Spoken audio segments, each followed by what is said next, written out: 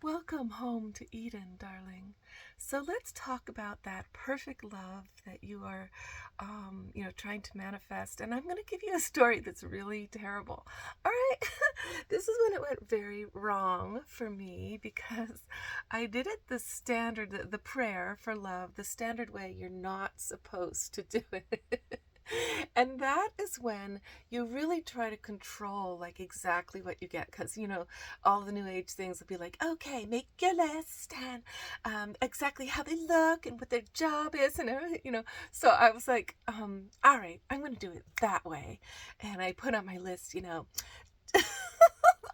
totally typical bullshit things like, he's going to help me travel around the world and he'll have this career so I won't have to work anymore. Oh, he'll be tall, dark, and handsome. And, how about like several mixed traditions, super handsome, like, and oh gosh, he's going to have a major sexuality, whoa, like, whoa, prowess. And he's going to be all into me with it, so into me. And, okay, so, it doesn't sound so bad. It sounds kind of like what everybody wants, right? Typical things. Like, so I had decided, like, I just haven't been clear enough about my prayer. I just haven't, put it out there with specifics. That was the problem. The problem was not what you think. Wait till you hear what happens. Okay, so I take my arrow. I have this spiritual arrow. I actually have a bow over there that I use as a spiritual bow for sending prayers. And I sent this prayer to Shiva, a great god of manifestation, incredible masculine divinity. And I sent the arrow to him and I said, just fix it. Just give me what I want, right? Now, look, the person that came into my life the next couple days after that was exactly the prayer, right? Tall, dark and handsome, Hawaiian and Japanese, and spiritual. And my prayer was they had to be spiritual. Oh, they were a monk. They had been a monk. They had a lot of money, like tons of money to dispense with. They wanted to travel the world with me. They were totally into me, like so obsessively. I got all the attention. Oh my God, it was such a freaking nightmare. Like there was this dense heaviness to getting everything I wanted because the prayer was wrong. It was outer, right? And I didn't have to work anymore. They were like, I'll support you from now on. I'll support every class you want, every and I'm like, okay, yeah. But then there would be this heavy didactic spirituality that I had to deal with of theirs, and there would be this obsessive control over me. And there would be this needy kind of baby like compulsive thing about sex, and like the inner arrow that I had sent was not the pure arrow of God, goddess, bring me the person who matches the purposes of my soul, who whose heart and I are aligned with true chemistry of like blissful love. Like no, my my prayer was outer. And so when you do an outer prayer, it's materialistic, right? And it's not only materialistic, it's coming from a very kind of a lower reptilian part of self that is like selfish, self-centered, and that relationship within just a couple of weeks was freaking me out, to such a degree that I was like, it's not going to work. I'm sorry, we're not aligned. And then it turned into being sort of entrapped by the person, because I was like, okay, I'm trying to get out of this too soon. I should give it more time, which I got entrapped, and then it turned into being chased, and then it turned into getting physically abused, and then it turned into having to get a restraining order. And the whole thing was so bad. Okay, so what I want to say to you about that is that your prayer doesn't need to be when you're doing manifestation work, the sincerity, the specificness is emotional. It's a sort of a visualization of a golden soul resonance. It should not be all of those outer things, because you will miss the opportunity of true love if you go about it that way.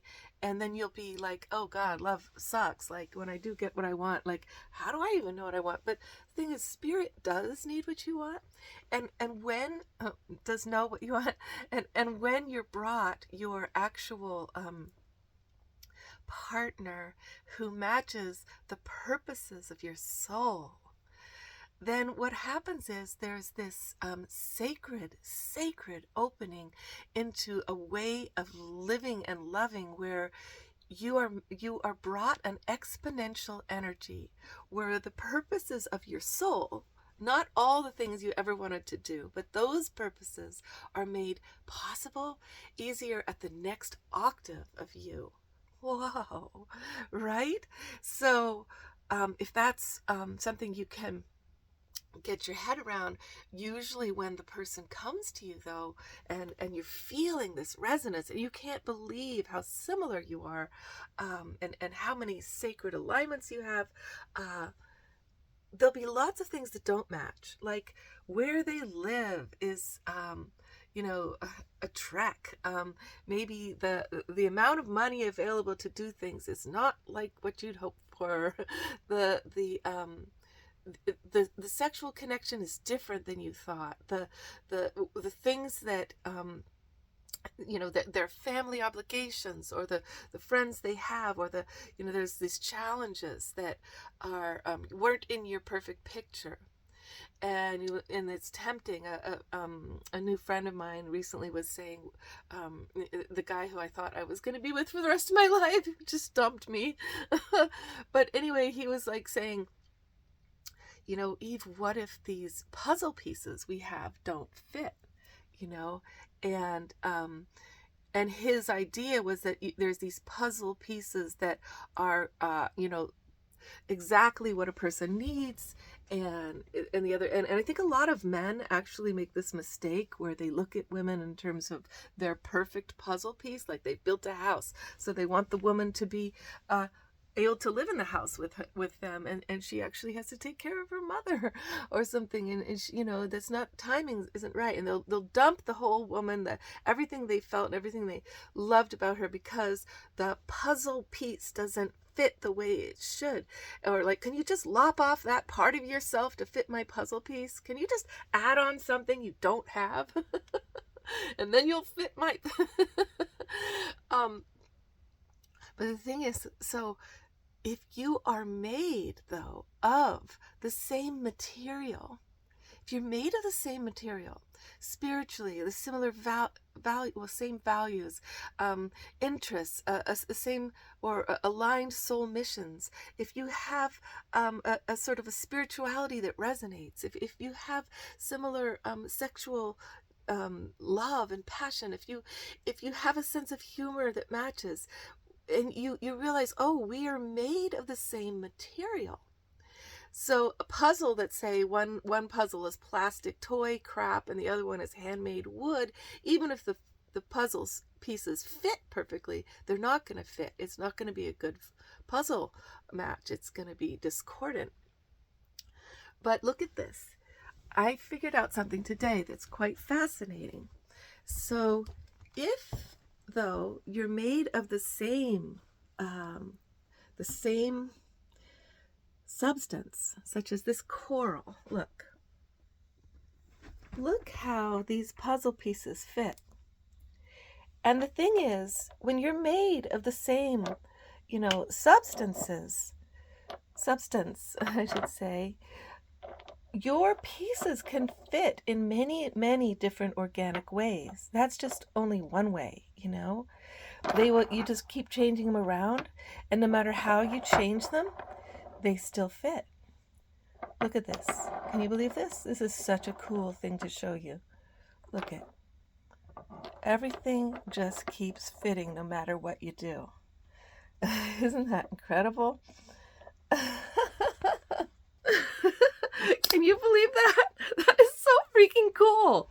So that means that when you're with somebody you're really compatible with and you're made of the same substance, no matter what happens in life, you will be able to move your puzzle pieces and they'll just fit in a new way because you're in accordance, your life paths, you're you know you're both of the ocean. You know what it's like to bring life to the ocean waters, and so there you go. Your life circumstances change, and instead of being like, oh, now the puzzle piece does fits in this way, I'm getting rid of you, it's like, oh, look at this, now we can fit these puzzle pieces in this way. So there you go. I hope that was a enjoyable video for you to really think about doing manifestation for your beloved, and I do believe in doing a clear prayer for relationship, but it's like you gotta leave it open for spirit to do this for you, to choose for you. We don't necessarily get to choose our best partner. We can choose our lovers, our dalliances, our flings, our miserable marriages based on our mind, but the actual soul partner, you don't get to choose. They just are who they are. And they don't have the things you thought they should have. They're younger or older or than you planned, and maybe they can't have kids anymore, and they just want to adopt, and maybe and maybe it's way more sexy than you planned because you were going to be so spiritual, and the thing is, you don't get to mess with that. You don't get to say, I hate you now. I loved you before, but I hate you now because that'll be a way I can get rid of you because I just wanted a different kind of soulmate. Your soulmate is who they are.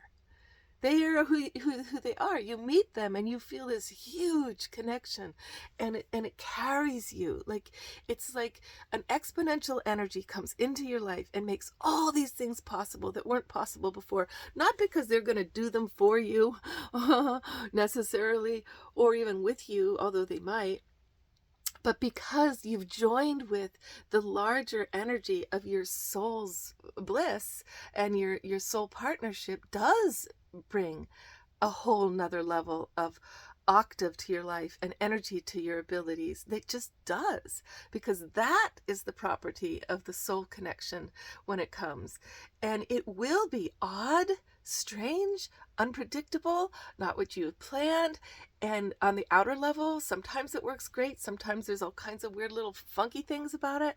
But on the inner level, instead of that heaviness I experienced that was so discordant and so pedantic and full of struggle and power struggles, it's going to feel like love, because it actually will be love, because you're actually going to adore them.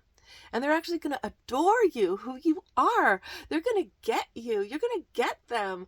And then some shit will fly. And the trick will be not to be like, oh yeah, this is perfect because we didn't have the house and the money and they didn't have the job I wanted, and they're too old anyway, and where people will be like conveniently happy when it doesn't work out so they can get rid of that person, get somebody better who's more from their picture.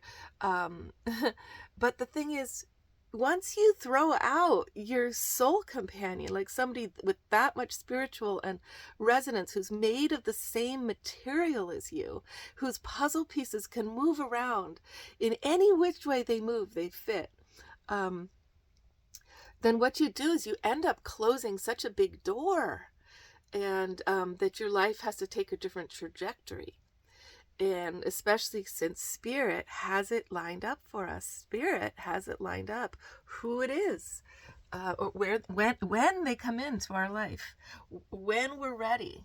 And we think we're not ready because they come in and we're like, oh God, this is so hard, and we're already having some power dynamics that I don't like, or I didn't expect them to be like this. And but you are ready because they brought them. You're meeting them. They're here. You think you can't deal with the challenges, but you can.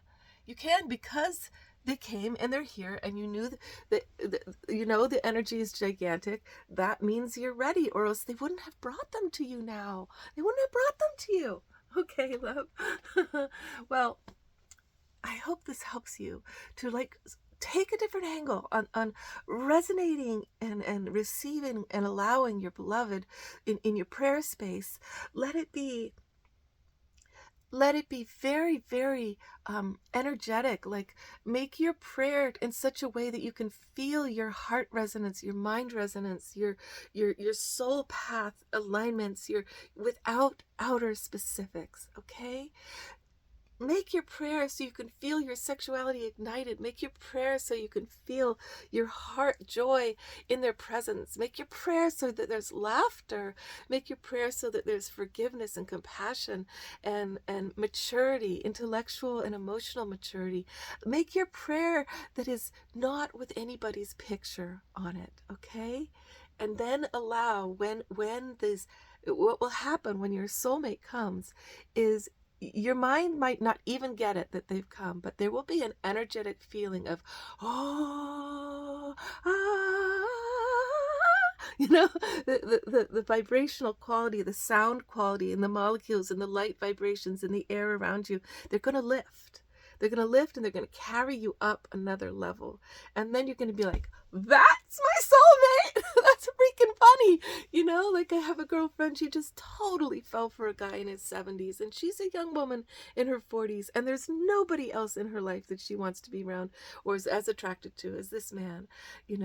It's always like in our minds, we're like, dread. Oh God, what if I fall in love with somebody who's, I don't know, mine would be kind of like a mathematician. Because but what if you do, and then you're into quantum physics and you never thought you would be. That's the way your soul partner is. They also bring in,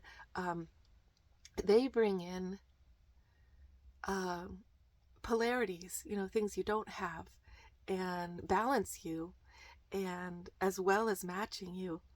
But remember, you're made of the same substance. Okay. Much love, darling.